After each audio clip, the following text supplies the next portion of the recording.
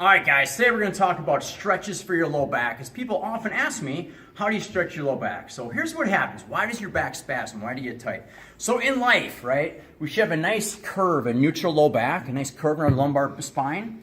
And when we move and lift things, we should move with our hips. So our power and motion should come from our hip sockets, okay? But what happens is, as a little child, we're shoved in a desk and we sit in desks all day and our hips get tight and they get weak, and we start using our back for everything. So we move our back and we get too much motion in our spine, and this motion can cause injury. So what happens is our back spasms and tightens us up to prevent us from injuring ourselves. So here's the deal, guys. You should never, ever stretch your low back, ever. The literature is so clear on this. Stretching your low back, here's what it does. So our back is already hypermobile. That's why it spasms. So we bend forward and we stretch out all these ligaments and we compress our disc down here, and we cause more damage in our low back by stretching it, but it feels good for a little while. So there's a thing called a stretch reflex, where the stretching causes a little bit of pain relief, but it's making the problem worse. And that's why so many people, they come to me, it's like, well, I have a bad back.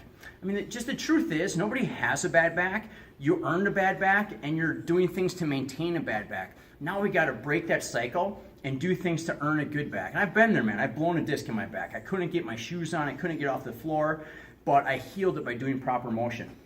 So here's the thing.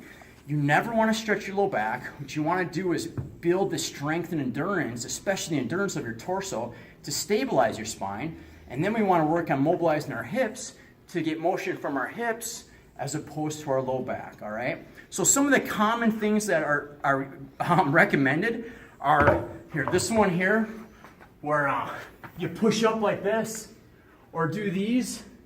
It is amazingly foolish. There's absolutely no, and if you just look at the literature, there's literature out there showing why that's so bad for you. So just logically speaking, if I'm standing nice and tall like this, how is this a good position? Like, you know what I mean? It just doesn't make any sense. So this is what you're doing on the ground.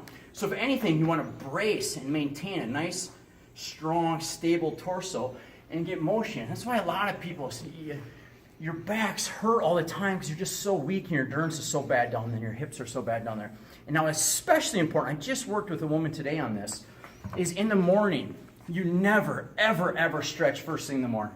So when you sleep, all these discs fill up with water. You actually get taller throughout the night, literally, and by the end of the day, you're a little bit shorter. But in the morning, your discs are the biggest, most hydrated, and the fullest.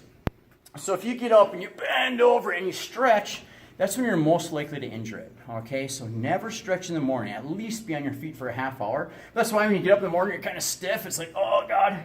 It's take a little while for the water, a little bit of water to squeeze out these discs to get some motion back, okay? But in the end, like if anyone ever asks me, how do you stretch your low back? You don't.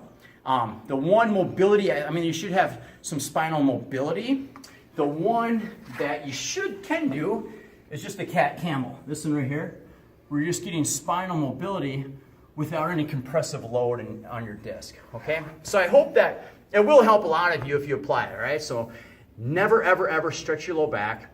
Stretch your hips, get hip mobility, and strengthen and build the endurance in your torso, which I will show in coming videos.